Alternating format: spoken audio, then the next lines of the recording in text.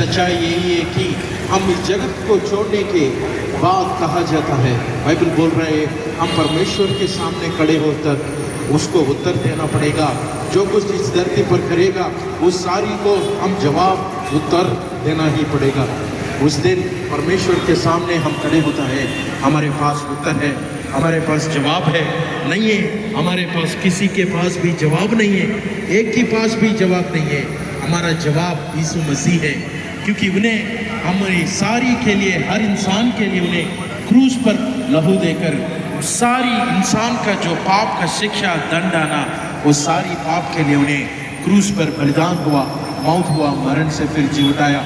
हम उस पर विश्वास किया तो विश्वास का मतलब क्या है कि मन ही विश्वास करना है। हमारे मन में ये सोचकर है मानता हूँ मैं, इसीलिए मेरे लिए प्रभु यीशु मसीह यहाँ एक शरीर डालकर आकर मेरे सारी शिक्षा उनका शरीर पर ले लिया। मेरे मन में का सोच, मेरा भ्रष्टाचार का सोच को जो कुछ आना है, हर इंसान को वो उनका मन को साफ कर उनका पवित्र दिल देना चाहता है। उनका मन में जो कुछ विचार है, जो कुछ पाप का सोच है, वो सारी को निकाल कर मन में शांति समाधान देने वाला एक ही है, वो खुदा का वर्ण यीशु मसीह है। इसीलिए जो उन्हें उस पर बनाते हैं, जो उन्हें उस पर मान लाते हैं, उसको परमेश्वर का अनुग्रह मिलेगा। यही है धन्य वचन। सुनाओ ये क्या बाइबल क्या बोल रहा है कि परमेश्वर ने इस जगत को इतना प्यार किया, उनका एक लौता पुत्र यीशु मसीह को हमारे लिए दे दिया। कैसा दे दिया, क्यों दे दिया? जो कुछ दंड हमको आना उनका शरीर पर डाल दिया, उनका शरीर पर जो पाप का शिक्षा डाल दिया, उनका शरीर पर सारी शिक्षा दिया और हमको अनंत जीवन देने मिला। सुनाओ जी, यहाँ कोई है धार्मिकता, यहाँ कोई है झूठ नहीं बोलने वाला। इस धरती पर वो अमीर हो गरीब हो, हर इंसान झूठी बोलेगा, हर इंसान का मन में ये झूठ रहेगा। इतना तो पैसा कमाओ, तो झूठ अगर झूठ नहीं बोलने है तो तुम्हारा जिंदगी आगे नहीं बढ़ेगा। यही है विचार का सोच। इस संसार का वश का क्या है कि हर इंसान निकम्मे बन गए हैं, सबके सब निकम्मे बन गए हैं, भटक गया है, पाप का वश में है। इस संसार का चक्कर से हमको, पाप का वश में से हमको विमुक्ति देने के लिए यीशु मसीह यहाँ एक मनुष्य जैसा आया, उन्हें क्रूस पर बलिदान हुआ, मौत हुआ, मरण से फिर जी उठाया। हमारे लिए, हमारे पाप के लिए उन्हें क्रूस पर बलिदान हुआ, मौत हुआ, मरण से फिर जी उठाया। अगर आप किसी को देखा कोई मरण से फिर जी उठा वाला, कोई भी नहीं है इस धरती पर जो मरण से फिर जी उठाने वाला, कोई भी नहीं है। अगर हम उस पर भी विश्वास किया तो हम भी उसकी जैसा मरण से फिर जी उठाता है और आगे वाले दंड को भी बचाता है। जो आगे वाला दंड है, एक दिन हम सभी को आने वाला दिन एक दंड है। उस दिन हमारा मौत का दिन है। उस दिन हम जो कुछ करेगा उस सभी को जवाब देना ही पड़ेगा। हमारे पास है जवाब। लोग पूछेगा तुमने क्यों झूठ बोला, लोग पूछेगा तुम्हारे मन में क्यों भ्रष्टाचार का सोच है। इंसान इस सभी को उनका मन में पाप का सोच को जवाब नहीं है, इसीलिए हमें परमेश्वर को जवाब देना ही पड़ेगा। लेकिन ये जवाब हमारे पास नहीं है। हमारे के लिए, हमारे जवाब के लिए यीशु मसीह यहाँ एक मनुष्य जैसा आकर क्रूस पर बलिदान हुआ, मौत हुआ, मरण से फिर जी उठाया और वो फिर आने वाला है। वो परमेश्वर के पुत्र है। हम सभी के लिए, ये सारी जिंदगी के हर इंसान के लिए, वो कोई भेदभाव नहीं है उसके पास। हर इंसान के लिए उन्हें क्रूस पर बलिदान हुआ, मौत हुआ, मरण से फिर जी उठाया। దేవుడు లోకమును ప్రేమించి తన ప్రియ కుమారుడైన క్రీస్తు యేసును మన కొరకు అనుగ్రహించాడు. మానవుల్లో నీతిమంతుడు ఒక్కడును లేనప్పుడు, అందరూ కూడా పాపం చేసి దేవుడు అనుగ్రహించే మహిమను పొందలేనప్పుడు దేవుడు తన ప్రేమను వెల్లడిపరుస్తూ ఉన్నాడు. ఎట్లనగా మనం ఇంకనూ పాపులుగా ఉండగానే క్రీస్తు మన కొరకు చనిపోయాడు. అంటే మనుషులు ధనవంతులైన పేదవారైన ప్రతివాడు కూడా పాపము చేత పట్టబడి ఉన్నాడు, అబద్ధములకు బానిసగా ఉన్నాడు. సత్యమును వాడు అనుసరించలేని స్థితిలో ఉన్నాడు. మనిషి మరణ స్థితిలో ఉన్నాడని బైబిల్ చెప్పుచూ ఉన్నది. మనిషికి జీవమున్నది కానీ సత్యాన్ని మాట్లాడలేడు. మనిషికి బ్రతికి ఉన్నాడు కానీ నిజాన్ని మాట్లాడలేడు, నిజాన్ని జరిగించలేడు. చాలామంది హైటెక్ సిటీలో ఉద్యోగాల్లో ఫేక్ సర్టిఫికేట్లు, ఫేక్ ఎక్స్పీరియన్స్లు తోటి ఉద్యోగాలు సంపాదిస్తారు. ఫేక్ కాపీలు కొడుతూ చదువుల్లో ఫస్ట్ క్లాస్ సాధించామంటారు. మానవ జీవితంలో అబద్ధం అనేది పరిపాటిగా మారి నీతిమంతుడు ఒక్కడును లేడు. అందరూ కూడా దేవుడి యొక్క మహిమ నుంచి దూరం అయిపోయాం. అబద్ధము మనిషిని, పాపము పరిపక్వమై మరణాన్ని కన్నది. ప్రియ సహోదరుడ, దురాశ గర్భాన్ని ధరించినప్పుడు మానవుడి యొక్క దురాశ చేత వాడు అబద్ధమును మాట్లాడితే ఆ అబద్ధము వాడికి మరణాన్ని తీసుకొచ్చింది. పాపమునికి జీతం మరణమైతే, కానీ క్రీస్తు యేసునందు మానవుడికి దేవుడు నిత్య జీవాన్ని ఉచితముగా అనుగ్రహిస్తూ ఉన్నాడు. క్రీస్తు యేసునందు మానవుడికి దేవుడు ఉచితముగా ఆయన కృపావరము చేత, అంటే దేవుడు దయాదాక్షిణ్యం చూపిస్తూ మానవుని రక్షించాలనుకుంటున్నాడు. ప్రియ సహోదరుడా, ఈ లోకపు జీవన వ్యాపారంలో చిక్కుకొని మానవుడు డబ్బు చేత పట్టబడి నడిపిస్తబడుతూ ఉన్నాడు. డబ్బే దేవుడు అనుకుంటూ బ్రతుకుతూ మానవుడు తన ఇంటి వారిని సైతం మోసగిస్తూ ఉన్నాడు. మానవుడు తన రక్త సంబంధిని సైతం మోసగిస్తూ డబ్బు కోసం బ్రతుకుతూ వాడు దేవుడు లేనట్టుగా ఉన్నాడు. కానీ దేవుడు వాక్యం చెప్పుచూ ఉన్నది, ప్రతి క్రియకు, భూమి మీద చేసిన ప్రతి క్రియకు మానవుడు జవాబు చెప్పవలసి ఉన్నది.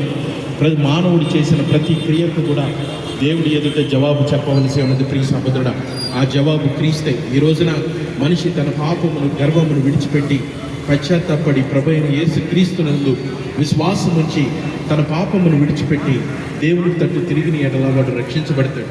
ప్రియ సహోదరుడా, మానవుడిని డబ్బు రక్షించదు, మానవుడి యొక్క ఆస్తి పాస్తులు వాడిని రక్షించవు, మానవుడికి ఉన్నటువంటి తెలివితేటలు వాడిని మరణం నుంచి విడిపించలేవు. ప్రియ సహోదరుడా, మానవుడు అవినీతిలోనూ పాపంలో బ్రతుకుతూ ఉన్నాడు. చెడుతనమును మానవుడు జరిగిస్తూ బ్రతుకుతూ ఉన్నాడు. పాపములకు జీవితం మరణమని, ఆ మరణము నుంచి నిన్ను నన్ను విడిపించుకుపోయి జీవం కలిగిన దేవుడు ప్రభువుని యేసు క్రీస్తు వారు ఈ లోకానికి మానవుడిగా వచ్చాడు. ప్రియ సహోదరుడా, దేవుడు మానవుడికి ఎందుకు రావాలో తెలుసా? మనిషి నీతిని జరిగించలేడని, మనిషి మంచిని జరిగించలేడని, మనిషి నిలువలని పొరుగు అని ప్రేమించలేడని, దేవుని నీతిని లోపడలేనని దురవస్థలో మానవుడు ఉంటే ఆ మానవుడిని విడిపించి ఆ మానవుడిని బాగు చేయుటకు దేవుడే మానవ శరీరాన్ని ధరించి లోకానికి వచ్చాడు. బైబిల్ చెప్పుచున్నది, దేవుడు మనిషిని అర్థం చేసుకొని ఆయనే ఈ లోకానికి మానవుడిగా వచ్చి మానవుడి యొక్క పాప భారమును మోసి ఉన్నాడు. ప్రియ సహోదరుడా, పాపము బహు భారమైనది. చూడండి, మానవుడు చేసిన పాపములకు ఎడ్ల యొక్కయో కోడల యొక్కయో రక్తము మానవుని శుద్ధి చేయలేదు. మానవుడిని పాప పరిహారార్థం నిమిత్తము మానవుడికి శిక్ష రావాల్సి ఉన్నది.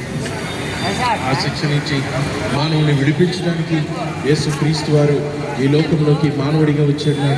ఆయన యందు విశ్వాసం ఉంచిన ప్రతి వారు కూడా నశింపక నిత్య జీవమును పొందుతారు. ప్రియ సహోదరుడా, దేవుని యొక్క జీవవాక్యమును మీకు తెలియజేస్తున్నాను. ప్రియ సహోదరులారా, ఆలోచించండి. ఈ లోకములో ఉన్నదంతయు కూడా దేవుని వల్ల పుట్టినవి కాదు అని బైబిల్ చెప్పుచున్నది. ఈ లోకములో ఉన్నదంతయు కూడా నేత్రాస, జీవపు డమ్మము. చూడండి, మానవుడు సుఖముగా బ్రతకాలని పరిగెడుతూ ఉన్నాడు. మానవుడు పాపము చేయుటకు పరిగెడుతూ ఉన్నాడు. మానవుడి పాదములు పాపము చేయుటకు పరిగెడుతున్నవి, వాడి తలంపులు తిరుగుబాటుకు పరిగెడుతున్నవని బైబిల్ చెప్పుచున్నది. మానవుడు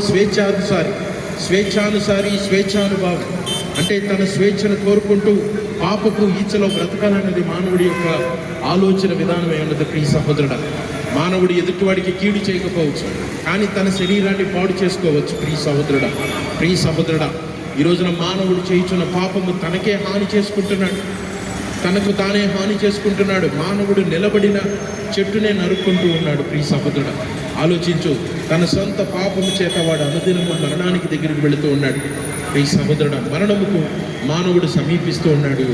జీవముకు సమీపించమని చెప్తున్నాం. ఆ జీవము క్రీస్తులో ఉన్నది. ప్రియ సహోదరుడా, నశించుచున్న మానవుడికి జీవము తెలియదు. ప్రియ సహోదరుడా, కాలము సమీపించుచూ ఉన్నది, మరణము సమీపిస్తూ ఉన్నది, దేవుని తీర్పు సమీపిస్తూ ఉన్నది. ప్రియ సహోదరుడా, మానవుడు ఈ లోక జీవన వ్యాపారంలో పట్టబడ్డాడు.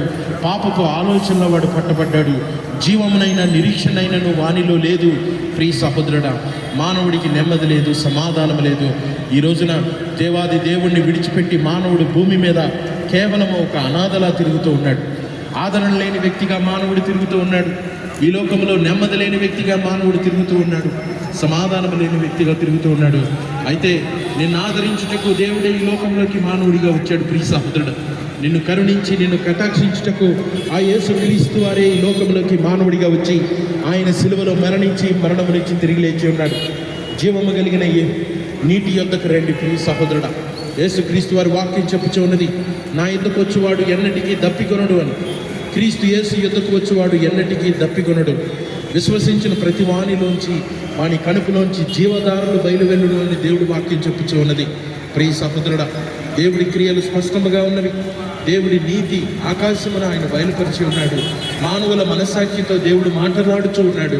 నరులారా తిరిగి రండి అని మానవుడు తను తాను తగ్గించుకొని ఆ దైవము కలిగిన దేవుని తట్టు తిరగవల్లని దేవుడి వాక్యం ఆజ్ఞాపిస్తూ ఉన్నది. ప్రియ సహోదరులారా, గర్వంలో బ్రతకకండి. నాకు దేవుడు అవసరం లేదంటూ మానవుడు విర్రవీగుతూ ఉన్నాడు. చెడుతనాన్ని కనుటూ మానవుడు ప్రయాస మీద పడుతూ ఉన్నాడు. పాపమును కనుటకు మానవుడు ప్రయాసపడుతూ ఉన్నాడు. ఆ జీవము కలిగిన దేవుడి యొద్దకు వచ్చిన వాడు నిరీక్షణతోటి బ్రతుకుతాడు. ఆ జీవము కలిగిన క్రీస్తు యేసు యొద్దకు వచ్చిన వాడు బ్రతుకుతాడు అని బైబిల్ చెప్పుచున్నది. మిమ్మల్ని బ్రతికించుటకు జీవము కలిగిన దేవుడు క్రీస్తు యేసు ఈ లోకములోకి మానవుడిగా వచ్చాడు. ప్రయాసపడి భారం మోసుకుని సమస్త జనులారా క్రీస్తు యేసు యొద్దకు రండి, ఆయన మీకు విశ్రాంతిని కలుగజేస్తాడు. జీవము క్రీస్తులో ఉన్నది. ప్రియ సహోదరుడా, మరణము నుంచి కొట్టివేయుటకు యేసు క్రీస్తు వారి లోకానికి వచ్చాడు. మరణపు ముళ్ళను, వేదనను, ఈ లోకంలో శ్రమలను, కష్టాల నుంచి మానవుడిని విడిపించడానికి దేవుడు ఈ లోకంలోకి వచ్చాడు. పాపపు మార్గాన్ని విడిచిపెట్టండి ప్రియ సహోదరుడా. దోషక్రియలు, చెడు క్రియలు, పాపము చేయుట మానవుని ఎడల వానికి తీర్పు ఉన్నదని బైబిల్ చెప్పుచున్నది. ప్రియ సహోదరుడా, అన్యాయముగా సంపాదించిన డబ్బు అది పాము వంటిది అని బైబిల్ చెప్పుచున్నది. అన్యాయముగా, అక్రమముగా మనిషి డబ్బు సంపాదిస్తే, తల్లిదండ్రులు మోసగిస్తే అది వాడికి శాపముగా మారుతుంది. ప్రియ సహోదరుడా, ఈరోజు శత్రువు నీ సొంత పాపమే. నువ్వు తల్లిదండ్రులు మోసగించావా? ఎవరినైనా మోసగించి డబ్బు సంపాదిస్తున్నావా? ఆర్జించావా? నీవు చేయించిన ప్రతి క్రియలకు నీవు దేవుడి ఎదుట నిలబడవలసి ఉన్నది. ఎవని సొంత పాపమో వానికి శత్రువుగా మారి ఉన్నది. పాపము పరిపక్వమై మరణాన్ని కనును. ప్రియ సహోదరుడా, ఎవని సొంత దురాశ చేత వాడు పట్టబడి ఏడవబడి మరలు కొల్పబడుచున్నాడని బైబిల్ చెప్పుచూ ఉన్నది. పాపమును కనుటకు మానవుడు వెళుతూ ఉన్నాడు. తన స్వార్థంలో మానవుడు వెళుతూ ఉన్నప్పుడు అట్టి వాడిని రక్షించగలిగిన వాడు దేవుడు ఒక్కడే. నీ కళ్ళు తెరిచి నీకు సత్య మార్గాన్ని చూపించగలిగిన వాడు, జీవము కలిగిన దేవుడు ప్రభువైన యేసు క్రీస్తు వారు ఒక్కరే. ప్రియ సహోదరులారా, దేవుడి నీతిని మీకు తెలియపరుస్తున్నాం. ఈ క్రీస్తు జ్ఞానమును, మరుగై ఉన్న ఈ క్రీస్తు జ్ఞానమును మీకు తెలియజేస్తున్నాం. ప్రియ సహోదరులారా, మరుగై ఉన్న దేవుడి జ్ఞానము మీకు బయలుపరచబడుతూ ఉన్నది. నశించుచున్న వారి మధ్యన జీవము కలిగిన వాక్యమును మేము ప్రకటిస్తూ ఉన్నాం.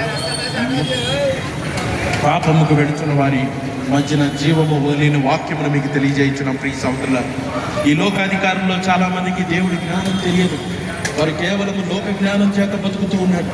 మానవుడు బ్రతకడానికి లోక జ్ఞానం సరిపోద్ది, కానీ నిత్య జీవం సంపాదించాలంటే దేవుని యొక్క ఆత్మీయ జ్ఞానముని కన్నులు తెరవని ఎడల నువ్వు రక్షించబడలేవు. ప్రియ సహోదరుడా, దేవుడి యొక్క ప్రతి వాడికి దేవుడి కన్నులు తెరవలసి ఉన్నది. हर इंसान को परमेश्वर ने आंखों को खोलना है, नहीं तो वो पाप को नहीं देखेगा. पाप को देखना नहीं तो इंसान का आंखों को खोलना है. పాపాన్ని చూడాలంటే వాడి కన్నులు తెరవబడాలి. ప్రియ సహోదరుడా, లేని పక్షంలో మానవుడు పాపమును ప్రేమిస్తాడని బైబిల్ చాలా స్పష్టంగా చెప్పుచూ ఉన్నది. పాపమును ప్రేమించుట మానవుడి యొక్క స్థితిగతిగా ఉన్నది. ప్రియ సహోదరులారా, అబద్ధం చెప్పడం మానవుడికి ఇష్టం. తన అవసరాన్ని బట్టి మానవుడు అబద్ధం చెప్తాడు. మనమందరం కూడా అబద్ధం తప్పని తెలిసిన మానవుడు అబద్ధానికి బానిసగా ఉన్నాడు. దాని అర్థం మానవుడు పాపమునికి బానిసగా ఉన్నాడు, వాడు స్వతంత్రంలో లేడని బైబిల్ చెప్పుచున్నది. ఒకడు దేని చేత అయితే జయించబడతాడో వాడు దానికి బానిస అని. ఇదిగో, ఒకడు డబ్బు చేత జయించబడవచ్చు, ఒకడు వ్యభిచారం చేత జయించబడవచ్చు, ఒకడు తన సొంత కోరికల చేత పట్టబడి జయించవచ్చు. వాడికి నెమ్మది ఉండదు. ప్రియ సహోదరుడా, ఈ రోజున మానవుడు జయించబడుతున్నది పాపము చేత, మరణము చేత. ఇదిగో, నశించుచున్న ఈ లోకములో ఓడిపోయిన ఈ లోకాన్ని రక్షించుటకు యేసు క్రీస్తు వారు పాపమును, మరణమును జయించి ఆయన ఈ లోకంలోకి వచ్చి ఉన్నాడు.